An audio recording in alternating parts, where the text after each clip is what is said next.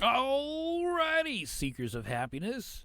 This is Nolen-John Zander once again coming at you.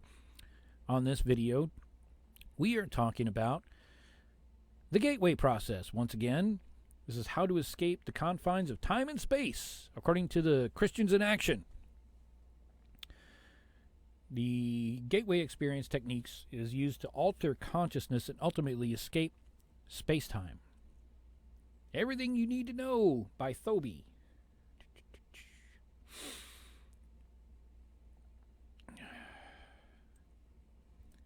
So this intrigue about this report, I'm sure that you guys possibly heard about this. This happened, it was a big reintegration into social media in 2021. A 29-page report called The Gateway Process. Theories and applications into psychic research by the Christians in Action, right? At this time, including the theory and applications of remote viewing, which is when some views real events with only the power of their mind. The documents have since been declassified and are available for review. Please take a look at the Monroe Institute, HemiSync, or out-of-body experiences. Comprehensive excavation of the Gateway Process report. First section provides a timeline of the historical developments that led to the Christians in Action's investigation and subsequent experimentations. Second section is a review of the Gateway Process report. So, let's go! The timeline. 1950s, Robert Monroe, a radio broadcasting executive, begins producing evidence that specific sound patterns have identifiable effects on human capabilities. These include alertness, sleepiness, and expanded states of consciousness. 1956, Monroe forms an R&D division inside his radio program production corporation, RAM Enterprises. The goal of this study is the sound's effects on the human consciousness. He was obsessed with sleep learning or hypnophilia, which exposes sleepers to sound recordings to boost memory or previously learned informations. In 1958, while experimenting with sleep learning, Monroe discovers an unusual phenomenon. He described it as all sensations of paralysis and vibration accompanied by a bright light. It's allegedly happened 9 times over the preceding 6 weeks and culminates in an out-of-body experience. In 1962, RAM Enterprises moves to Virginia and renames itself the Monroe Industries. It becomes active in radio station ownership, cable television, and later in the production of a sale of audio cassettes. These cassettes contain applied learnings from the corporate research program, which is renamed the Monroe Institute. In 1971, Monroe publishes The Journey Out of the Body, a book that is credited with popularizing the term out-of-body experience. A classified report in 1972 circulates in the U.S. Army military and intelligence communities. It claims that the Soviet Union is pouring money into research involving ESP and psychokinesis for espionage purposes. Monroe registers the first of several patents concerning audio techniques designed to stimulate brain functions until the left and right hemispheres become synchronized. Monroe dubs these states HemiSync, or hemispheric synchronization, claims it could be used to promote mental well-being or to trigger an altered state of consciousness. 1978 to 1984, Army veteran Joseph McMulnage contributes to 450 remote viewing missions under Project Stargate. He is known as Remote View Number 1. This is sort of kind of a whole nother story. June 9th, 1983, a CIA report analysis and assessment of the Gateway Process is produced. It provides a scientific framework for understanding the expanding human consciousness, out-of-body experiments, and other altered states of mind. 1989, remote viewer Angela DeFloria Ford helps track down a former customs agent who has gone on the run. She pinpoints his location as Lionel, Wyoming. U.S. Customs apprehended him 100 miles west of Wyoming in a town called Lovell. One-letter difference. The CIA, in 2003, CIA approves declassification of the Gateway Process Report. In 2017, CIA declassifies 12 million pages of records revealing previously unknown details about the program, which would eventually become known as Project Stargate. Now, this particular report. The author of the Gateway Process Report is Lieutenant Colonel Wayne M. McDonnell, hereon referred to as just Wayne. There isn't tremendous amount of information available on the man, or any photographs for that matter, with good reason. In 1983, Wayne was tasked by the commander of the U.S. Army Personnel Group with figuring out how the Gateway experience, astral projection, and out-of-body experiences work. Wayne partnered with a bunch of different folks to produce the report, most notably Isaac Bentov, a very Googleable American-Israeli scientist who helped pioneer biomedical engineering industries.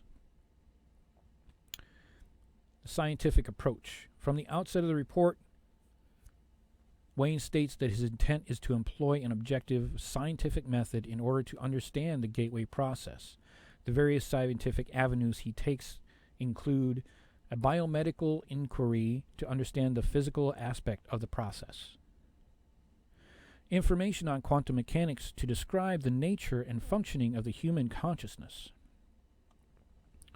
theoretical physics to explain the time-space dimension and means by which expanded human consciousness transcends that dimension, or this dimension to that, classical physics to bring the whole phenomenon of out-of-the-body states into the language of the physical sciences and remove the stigmata of an occult connotations. Methodological framing. Before diving into the Gateway experience, good old Wayne develops a frame of reference by dissecting 3 discrete consciousness-altering methodologies. He basically says there's no way you're going to get through the Gateway without a solid grounding in the brain-altering techniques that came before it. He begins with hypnosis. The language is extremely dense, but the basic gist is as follows. The left side of the brain screens incoming stimuli, categorizing, accessing, and assigning meaning to everything through self-cognitive, verbal, and linear reasoning.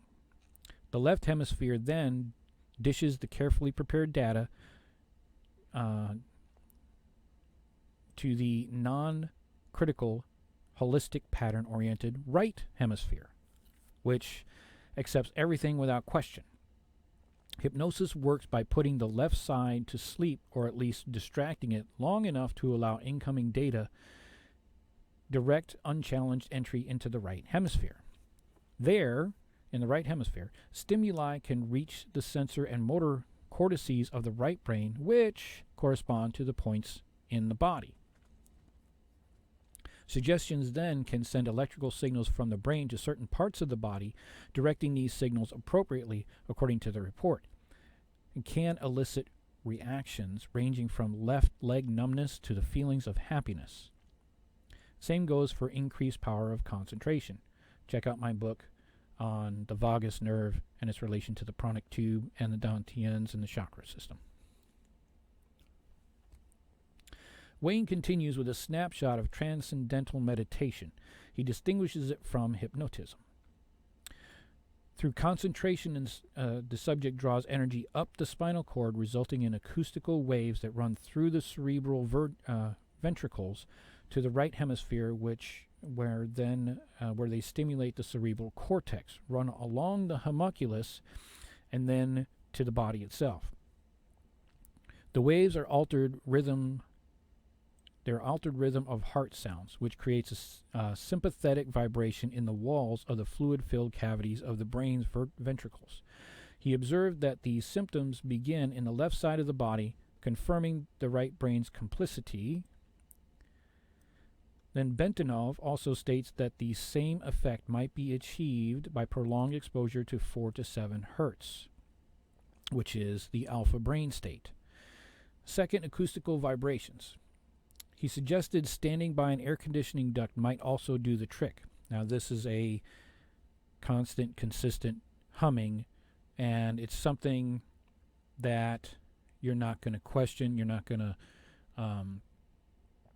think about, right? You're not going to say, well, it's an air conditioning unit, but, I've heard better, right? When you go in and you start doing these meditation tapes and this and that, you're expecting something, right?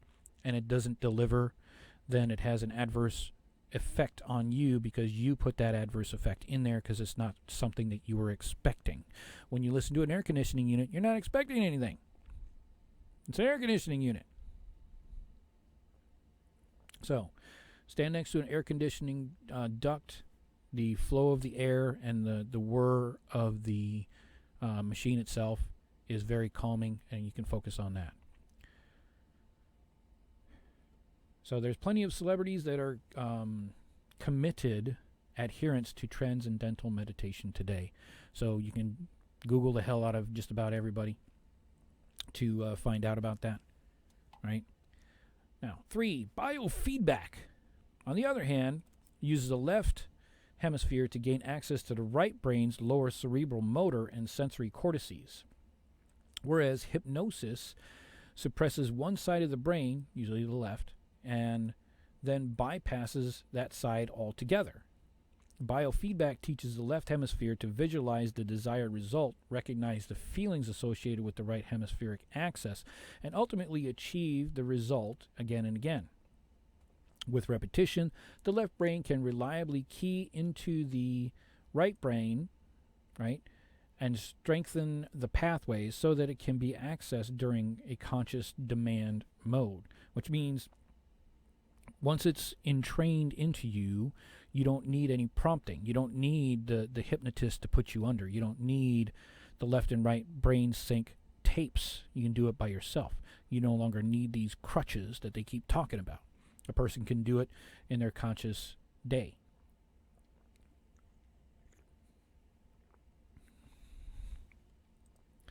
A digital thermometer is subsequently placed on a target's part of the body. When its temperature increases, the objective affirmation is recognized, and then the state is reinforced. Achieving biofeedback can block pain, enhance feelings, and even suppress tumors, according to the report.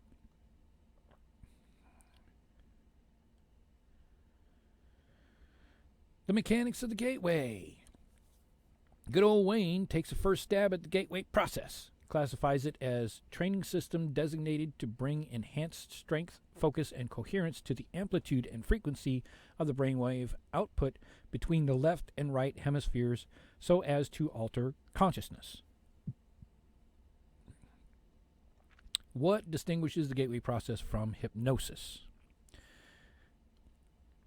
and biofeedback is that it requires achieving a state of consciousness in which the electrical brain patterns of both hemispheres are equal in the amplitude and frequency. This is called the hemi-sync.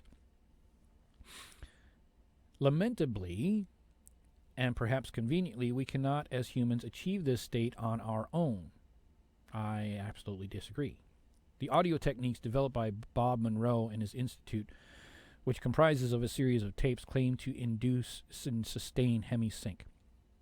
So at the time of the writing of the report, I will say that this is probably correct because they needed the crutch called hemi-sync or binaural beats at a certain frequency to, and with the assistance of hypnosis and transcendental meditation to achieve this result. Here, the document shifts from the usage of quotes and other reports to describe the powers of hemi-sync. Wayne employs the analogy of a lamp versus a laser. Left to its own devices, the human mind expands energy like a lamp in a chaotic and incoherent way, achieving lots of diffusion but relatively little depth. Under hemi-sync, though, the mind produces a disciplined stream of light. So once the frequency and amplitude of the brain are rendered coherent, it can then synchronize with the rarefied energy levels of the universe. With this connection intact, the brain begins to receive symbols and display astonishing flashes of holistic intuition. The hemisync technique takes advantage of a frequency following resonance, or an FFR. It works like this, okay? An external frequency emulating a recognized one will cause the brain to mimic it, right? An external frequency emulating a recognized pattern will cause the brain to mimic. So if a subject hears a frequency at the theta level, it will shift from its resting, I won't say resting, it'll shift from the beta, which is the alert phase, to achieve the unnatural level. According to the report, it's an unnatural level that everybody goes into while they're sleeping. Hemisync puts a single frequency in the left ear and contrasting frequency in the right. The brain then experiences the delta frequency, also known as the beat frequency, more familiarly referred to these days as binaural music. So when the FFR and beat frequency phenomena firmly in place, the gateway process introduces a series of frequencies at marginal audible subliminal levels. With the brain relaxed and the body in a virtual sleep state, the conditions are ideal to promote brainwave outputs higher and higher amplitude and frequency. Alongside subliminal suggestions from Bob Monroe, naturally, the subject can then alter their consciousness. So, in today's terminology, proper binaural beats to get you into the delta frequency, and then part of the gateway process, a sequence of frequencies at marginal audible subliminal levels, so other frequencies with left brain relaxed and the body in virtual sleep state. Then we start a couple of suggestions, which means hypnosis. So he gives a little subliminal suggestions while the individual is in the state of delta, throwing in some extra subliminal frequencies, and then speaking to the individual that's in that state. Probably used for guidance towards the means that they're looking for. The gateway system only works when the audio, which is introduced through the headphones, is accompanied by a physical, quietable, comparable to other forms of meditation. This increases the subject's internal resonance to the body's sound frequencies, for example, in the heart. This emulates the bifurcation echo, in which the heartbeat moves up and down the body 7 times a second. By placing the body in a sleep state, the gateway tapes, like meditation, lessen the force and frequency of the heartbeat, pushing blood into the aorta. The result is a rhythmic sine wave that in turn amplifies the sound volume of the heart 3 times. This then amplifies the frequency of the brainwave output. The film surrounding the brain, dura, and the fluid between that film and the skull eventually begin to move up and down by 0.0005 and 0.010 millimeters.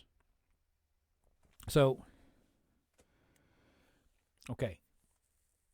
The heartbeat slows because you're in a relaxed state. You're in, at least in the alpha, but they're trying to get you into the delta brainwave state. These are easily achievable today with the binaural beats. So we just need to basically figure out how to go from there. Maybe the Monroe Institute will give us some more insight into that, which I probably think that they would for a fee. So I think that this is a scientific viewed and scientific studied process of achieving an out-of-body experience. Is this just astral projection? Possibly, but getting the brain to that state, getting the mind, body, soul in alignment to that state is of profound importance to do just about anything else. Contact your higher self, viewing your Akashic records. Go to Paris, unless you're in Paris. Go to Timbuktu, go to Egypt, go to the pyramids, go inside the pyramids, go to the South Pole, go to Inner Earth, go to Haiti, go to Hawaii. Wherever it is you think is a great vacation spot, go there. Maybe you want to go to Atlantis. Maybe you want to take a trip back in time. This does transcend time and space. We're talking about United States Army Colonel, Lieutenant Colonel, that is talking directly to the director of the Christians in Action. Page 25 is missing. So that's to say that the CIA says that it never existed. So you're telling me a United States Army Colonel, Lieutenant Colonel, can't count. The article, the gateway process is online. It's everywhere. Go ahead and take a look at it. Look at page 24. Go to the end. Look at it and see whether or not there's a period at the end of that sentence or the sentence continues on. And then go to page 26 and see where it picks up. Does it look like they just made a little typo? Or maybe that page is still classified. Maybe we want to talk to the Monroe Institute, see what they have to say about that subject. Not the CIA. They've already denied that page ever existed. Or even if the gateway process report you cannot get a hold of through the Monroe Institute because of classified data, maybe they have a separate process. Maybe a newer process, maybe an up-to-date process, maybe a more smooth and better process. Because this report was apparently released in 1983, declassified in 2001. Okay. So I would say that they probably continued their research because that's what the Monroe Institute was all about. And curiously, they did receive a lot of funding in order to start up the Institute. Just saying. If this stuff didn't work, why did Russia do it? If this stuff didn't work, why did the CIA continue the project from 76 to 83? Because if you understand how government funding works, they have to go back every year, present evidence to show that it justifies paying for the next year's research. Every year they have to go through this. If they didn't provide enough evidence to continue, then they would have shut it down. Right? Remember, this is the Cold War. They want to put money towards projects that actually frickin' work. So, recapping. Let's see. The body is based on its own micro motions, then functions as a tuned vibrational system. The report claims that their entire body eventually transfers energy at between 6.8 and 7.5 hertz, which matches Earth's own resonant energy of 7 to 7.5 hertz. Now, those numbers are very specific. Go ahead and take a look at my book, Habituating Happiness, and you'll see that those frequencies vary depending on the body part. Okay. The resulting wavelengths are long, about 4,000 kilometers, which also happen to be the perimeter of the planet. According to Bentonov, this signal can move around the world's electrostatic field in 1/7 of a second. The electrostatic field that they're referring to is the Schumann resonance, or the Earth's heartbeat, whatever you want to call it. Look at my video on the Schumann resonance, 101, 201. That's very, very long and dry because it's all scientific research that I did. So there's no breaks, there's no happiness, there's no up-down type of situation. It's just a lecture, pretty much, on everything that I knew about the Schumann resonance at the time. Okay? So recapping, in the gateway process goes something like inducing a state of calm, right? Your blood pressure lowers, your circulatory system, skeleton, and other organ systems begin to vibrate at 7 to 7.5 cycles per second. Then we have an increased resonance is achieved.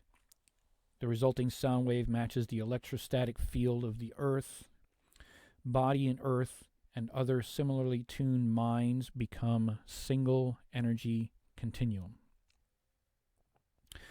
We've gotten slightly ahead of ourselves here, though, so we're going to go back. Now, that last button was we're out of our depth here, because when you're talking about the body and the Earth and other similarly tuned minds become single energy continuum, that's the collective consciousness of, not of the people on the Earth, because we cannot necessarily do that. We need the monkey mind, or the 100th monkey theory, to come into play there, which I did a video on. Go take a look at that.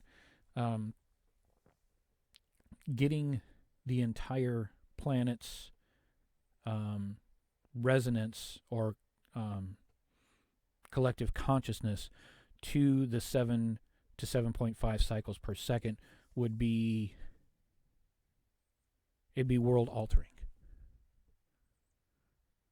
Okay, that's where we would like to go. That's where we're headed, but that's not where some people want us to be. The people, for lack of a better term, let's just go there. I don't want to dive too deeply into the wacky rabbit hole. Now, a psycho-quantum level deepener.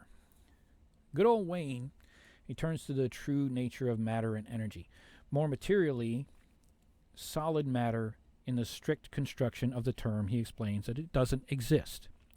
The atomic structure is composed of oscillating energy grids surrounded by other oscillating energy grids at tremendous speeds. These oscillation rates vary, so the nucleus of the atom vibrates at 10 to the power of 22, 10 to the power of 22,000, right? I'm sorry, no, 10 to the power of 22. A molecule vibrates at 10 to the power of 9. A human cell vibrates at 10 to the power of 3. The point is that the entire universe is one complex system of energy fields. States of matter in this conception, then, are merely vibrations in the state of energy. So everything that is considered matter is vibrating at a specific frequency, a specific rate.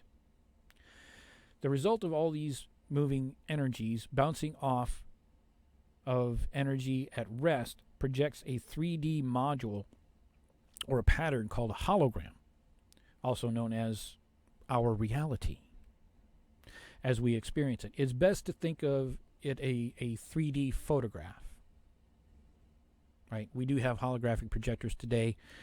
People use virtual reality and get into that. There's a lot of 3D stuff going on there. We have the 3D TVs, right? There's a whole lot of rabbit hole to go down there. So, let's just suffice it to say that the hologram that is our experience is incredibly good at decepting and recording all the various energies bouncing around and creating this matter. So good, in fact, that we buy into it hook, line, and sinker, and go so far as to call it life. Let's take that word life and reverse it, and let me know what you get there. Consciousness can then be investigated as a 3D grid system superimposed over all energy patterns. Good old Wayne writes down, using the mathematics, each plane of the grid system can then reduce the data to a 2D form or to a binary go, no-go mindset. Minds can then process the data and compare it to other historical data saved in our memory banks. Our reality is then formed by comparison of these two sets of data. The right hemisphere of the brain acts as a primary matrix or receptor of this holographic input, and the left hemisphere then compares it to the other data, reducing it to its 2D form, putting it into binary. In keeping up with our species' commitment to exponentialism, as far as we know, humans are uniquely capable of achieving this level of consciousness. Simply, humans not only know, but we know that we know. This bestows upon us the ability to duplicate aspects of our own hologram, project them out, perceive that projection, run it through a comparison with our own memory of the hologram, measure the differences using the 3D geometry, then run it through our binary system to yield a verbal cognition of the self. Sort of complicated, don't you think? The click-out phase. Good old Wayne then shows his cards as a true punisher, issuing, "Up to this point of our discussion, the gateway process has been relatively simple and easy to follow. Now the fun begins." Shots fired. Good old Wayne continues on. When he's preparing the commander, reading his heady report for its for it is the reveal, how we can use the gateway to transcend the dimensional space-time. All right, here we go. All that stuff was basically science. Time is a measurement of energy or force in motion. It is a measurement of change. Now, this is quite important. For energy to be classified as in motion, it must be confined within a vibratory pattern that can contain its motion, keeping it still. Energy not contained like this is boundaryless energy and moves without limit or dimension to infinity. This disqualifies boundaryless energy from the dimension of time because it has no rate of change.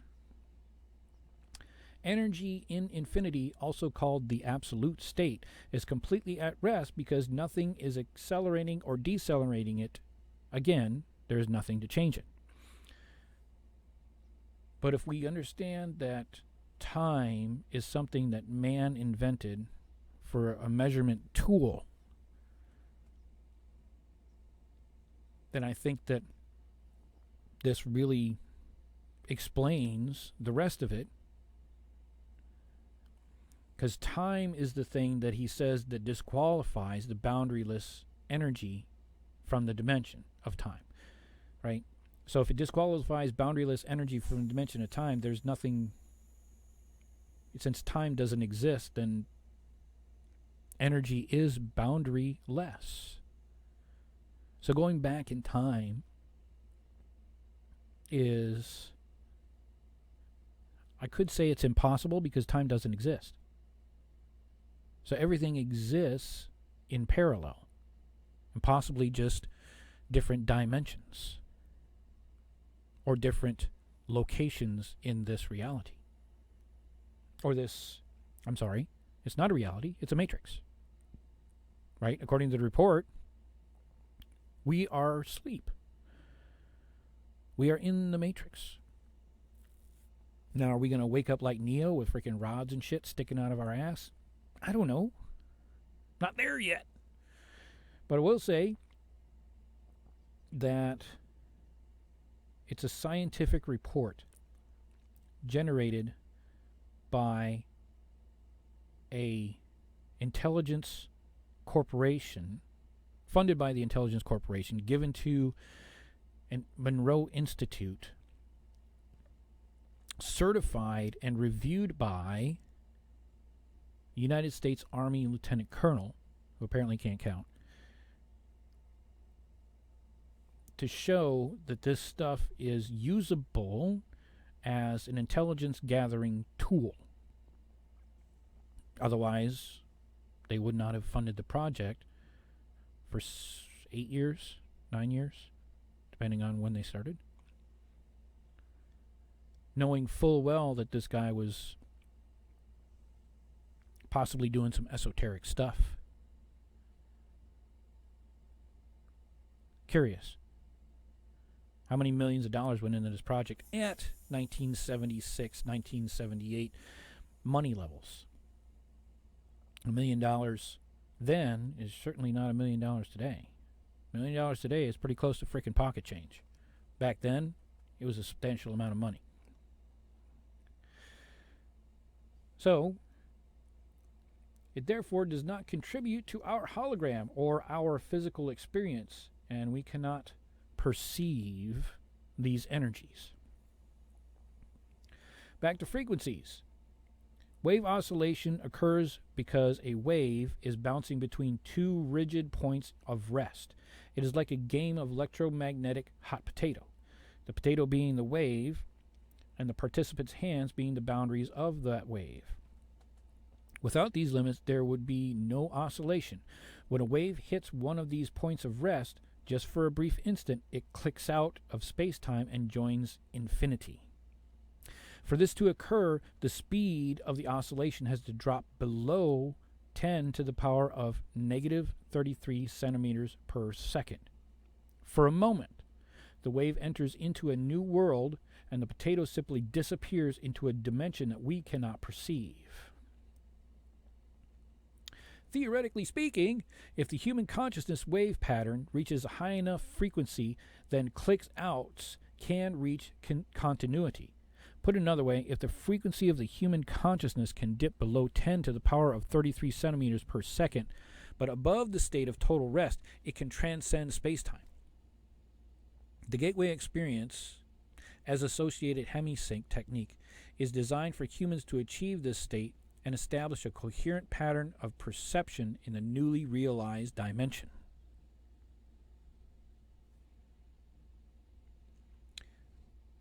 A passport to the hologram. In theory, we can achieve the above at any time.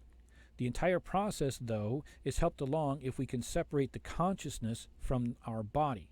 It's like an existential, existential running head start, where the click out of a consciousness is already separated from its body, starts much closer to, and has more time to dialogue with other dimensions. This is where things get a little slippery, okay? Hold on as best you can. The universe is in one whole hologram thing too. Good old Wayne writes down. This super hologram is called a torus because it takes the shape of a fuck-off massive self-contained spiral. I'll put it in as the thumbnail.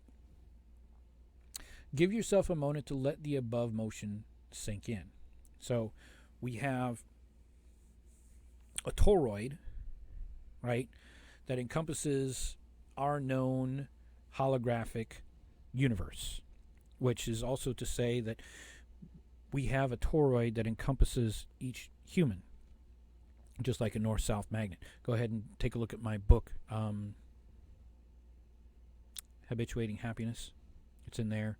It should also be in the vagus nerve, as the connection between the pranic tube, the chakras, and the Dantian centers.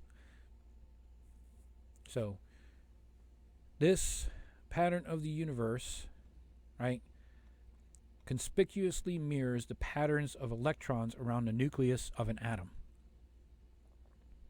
Galaxies north of our own are moving away from us faster than the galaxies to the south. So the galaxies to the east and west are around us are more distant, and the energy that produced the matter that makes up the universe was presently enjoyed and will turn back in upon itself eventually. Its trajectory is ovoid, also known as the cosmic egg, and it circles back on itself, enters a black hole, and then goes through a densely packed energy nucleus, then gets spat out the other side of a white hole and begins the process all over again.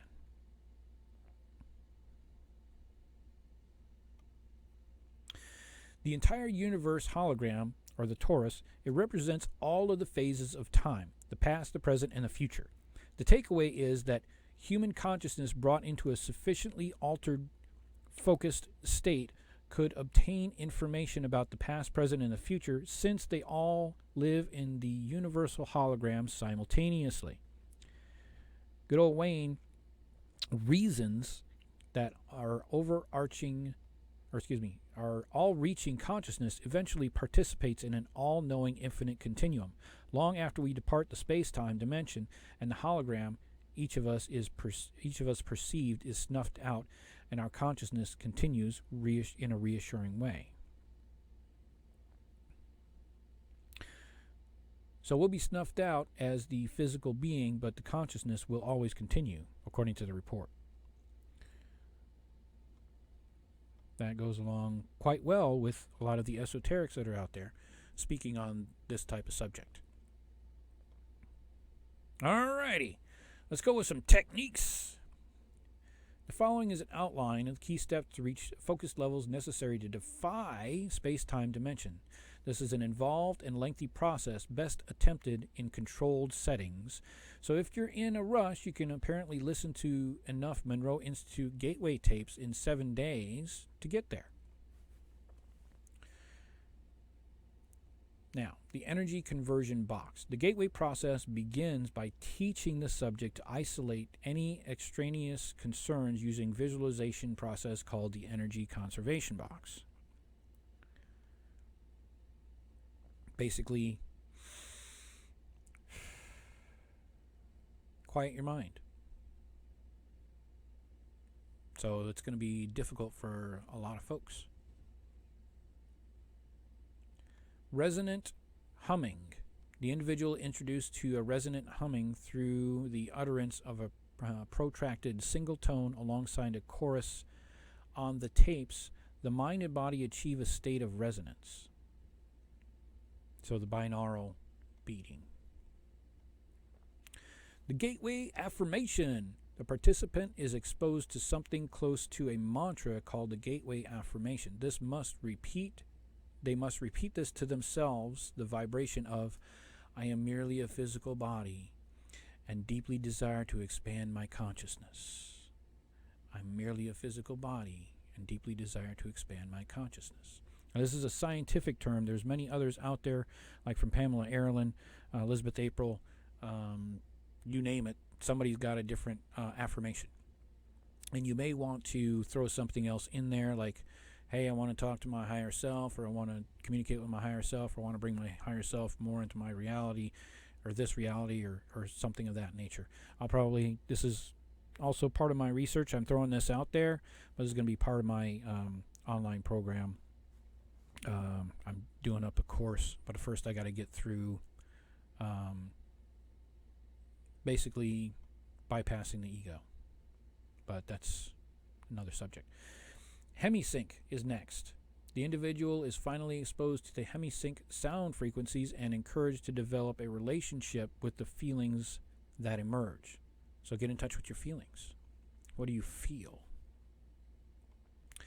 Additional noise. Physical relaxation techniques are practiced while hemisync frequencies are expanded to include pink and white noises. This puts the body in a state of virtual sleep while calming the left hemisphere and raising the attentiveness of the right hemisphere. The energy balloon. The individual is then encouraged to visualize the creation of an energy balloon beginning at the top of the head, extending down in all directions to the feet and then back up again, or a toroid. There are a few reasons for this, the main one being that this balloon will provide protection against conscious entities possessing lower energy levels that he or she may encounter when in the out-of-body state. So, thus stating that there are other entities out there with lower vibrations in the other dimensions that will harm you, not by attacking you, by just being in their general vicinity. They'll bring your energy down to their level, thereby ripping you out of the gateway process, right? So it is a protection balloon, but I think that the Merkaba techniques by Maureen Saint Germain. Maureen Saint Germain has a Merkaba technique that will fix that definitely. You can probably talk to Mindy Crouch. She has some techniques for this as well.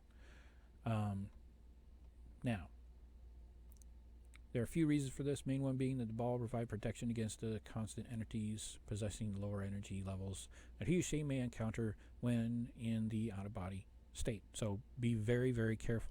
You must Know what you're doing to protect yourself. All right.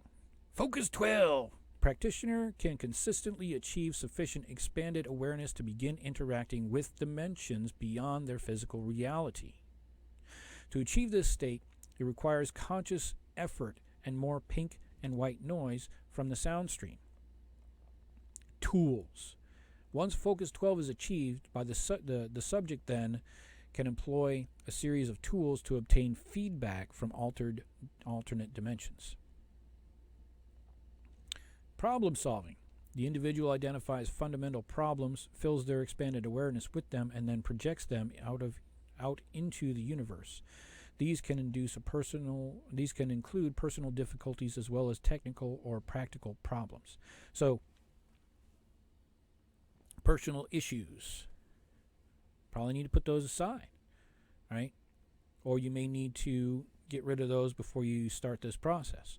There's a lot of things that can pull you out of this process, which in 1970 to 1980, they're probably not necessarily aware of, especially when they come from the idea of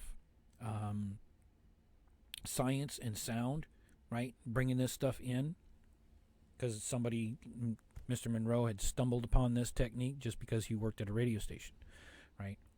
Did he go through and start researching over in India? This paper does not say. Did he bring in the other techniques? It does not seem to be so. So, putting together techniques from around the world is probably what the cabal does not want us to do.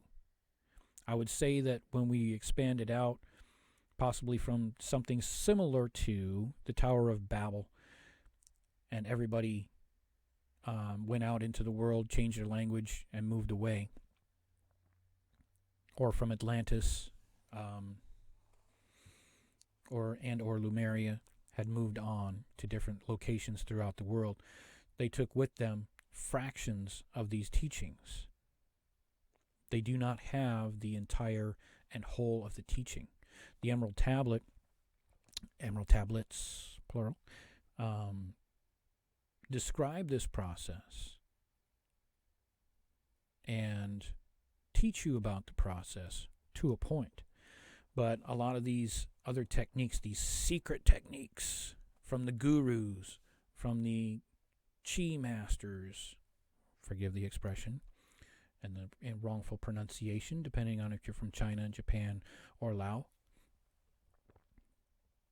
or Indonesia for that matter.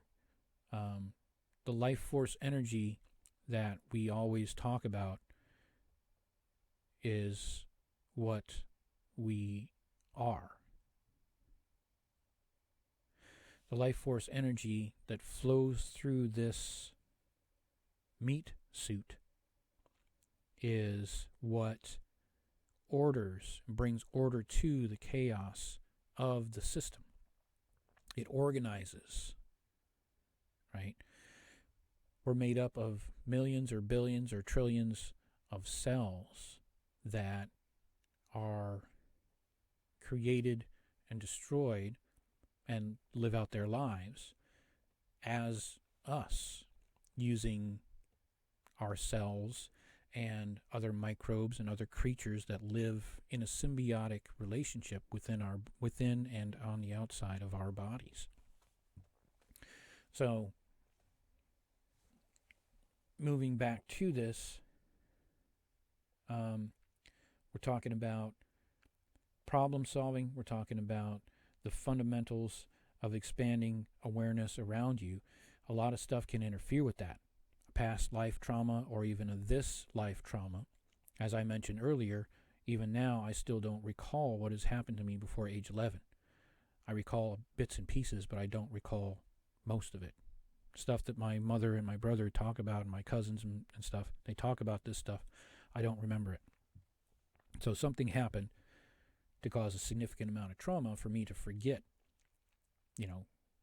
maybe 10 years of my life. Significant. So there's personal issues there that could interfere with the gateway process, right? Other things, somebody come walking down the hall, clickety-clack, right?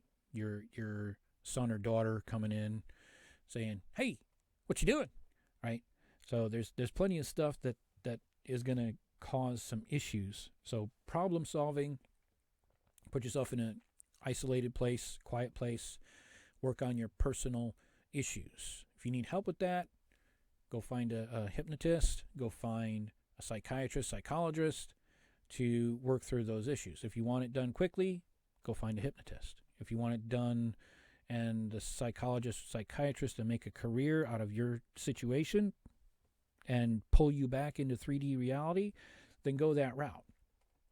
Okay, but it's not really going to help you. I suggest very strongly, because I am one, I'm kind of biased to the thing, hypnotist, go find a hypnotist.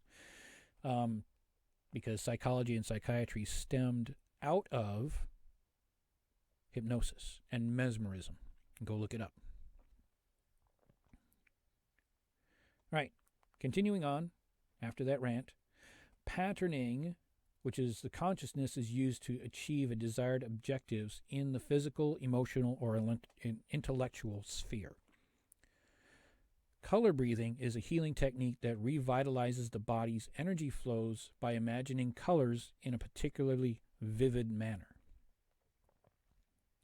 Go look at a lot of the books that are on color healing, looking at the red light therapy book and a few of the other ones. There are plenty of other colors out there that do the healing associated with the chakras and the organ systems and the other systems associated to the chakra and that color.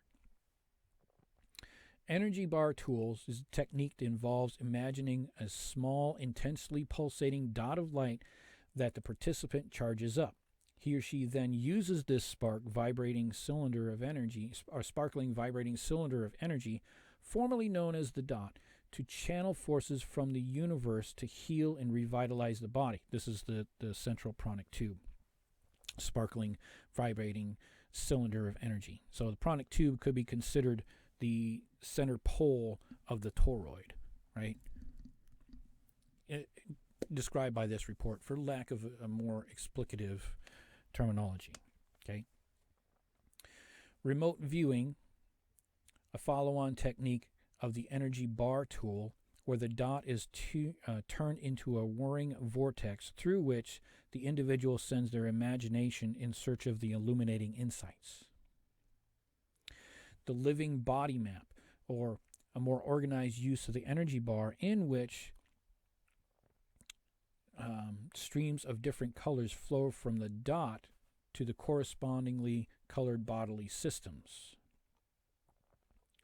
7 days of training have now occurred. Approximately 5% of the participants get to this next level, according to the report, mostly because of the things that I discussed on my rant, because they have baggage that they cannot punch through.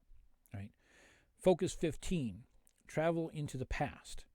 Additional sound on hemispheric tapes includes more of the same, plus some subliminal suggestions to further expand the consciousness. The instructions are highly symbolic. Time is a huge wheel in which different spokes give access to the participant's past. Now, we can do this life regression techniques through hypnotic means to get you to specific points. And we're not talking about, well, let's go back to 1980. No, let's go back to 1978, right? No, we're doing very particular things. We're focused on one traumatic issue at a time, because we cannot wipe everything out, okay? If you're doing it this way, okay, this way. If we're doing it this way and we use hypnosis to go back in time in this lifetime, we can do that. But you're going to be exposed to that trauma again. And can it be done over the telephone? Yeah, but I don't suggest it, due to the fact that if little Tommy comes in, right, it'll mess up the session. And if Tommy comes in at the wrong time, it could further damage or further exacerbate or amplify the trauma to the point where you'd have to seek psychiatric help and possibly even be institutionalized. So it's a very tricky system and very tricky process. But it can be done as long as the environment is controlled. There is something to be said about controlled environments for science, but not for everything. Okay, Focus 21 is for the future. This is the last and most advanced state. Like Focus 15, this is movement out of space-time and into the future. Out-of-body movement, only one tape of the many is devoted to the out-of-body movement. This tape is devoted to facilitating an out-of-the-body state when the participants' brains, wave patterns, and energy levels reach a harmony with the surrounding electromagnetic environment. According to Monroe, the participants has to be exposed to beta signals around 2877.3 cycles per second for this to happen. I disagree that beta signal for out-of-body movement, although I have not achieved out-of-body movement, that does not sound proper to me. That is in beta, and that is not a part of the alpha relaxed brain state. Maybe it works for them, but I'd say that that's more past the Focus 21, which is the future. So maybe it has something to do with that particular item and that particular state, but I will say that I don't agree with that one. Now, Wayne expresses concern about the fidelity of the information brought back from the out-of-body states using the gateway techniques. Practical applications are of particular concern because of the potential for information distortion.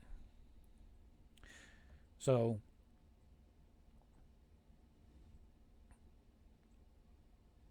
is it the information or is it the individual that's distorting the information? I would have to say that if you try to describe something that's in your mind to an individual in only so many words, it's a little bit more difficult. So, I'm not leaning towards one side or the other. Actually, I am. Yeah, I'm leaning towards the idea that science and spirituality need to frickin' come together. They need to be integrated. So I'm looking and putting my thoughts towards that possibility or through that eventuality. Because without the observer, there is nothing. There's no science. You must see it to believe it. But we only see 0.03% of the light spectrum, and if we cannot see it, we don't believe it. So we only believe 0.03% of the light spectrum in this reality. How ludicrous is that? Now, the Monroe Institute also ran a bunch of issues in which they have individuals travel from the west to the east coast of the United States and read serial numbers off of a computer screen. They've never got them exactly right. Wayne chalks this up to a trouble of differentiating between physical entities and extra time-space dimensions were in the out-of-body state. Wayne swings back to the support mode, though, lending credence to the physical foundations of the report. He cites multiple belief systems that have established identical findings, which include the Tibetan Shog, S-H-O-U-G, the Hindu heaven of Indra, the Hebrew mystery or mystical philosophy, and the Christian concept of the Trinity. He seems more interested in the hammering home the theoretical underpinnings that make the gateway experience possible rather than the practical possibilities promised by the gateway tapes themselves. Possibly with his CIA top brass audience in mind, Wayne gives the A-type nod to the gateway experience for producing a faster, more efficient, less subservient, energy-saving route to expand consciousness, then finishes with a series of recommendations to the CIA of how to exploit the gateway's potential for national defense purposes. Also, this book by Drunalovo Melchizedek, Living in the Heart. This one explains quite a few things about the toroid, explains about living in the now, living from the heart. It does some other stuff about meditations I won't get into in this because it's already running an hour as usual because I am long-winded. But getting into those texts and putting all this stuff together, I'm getting there.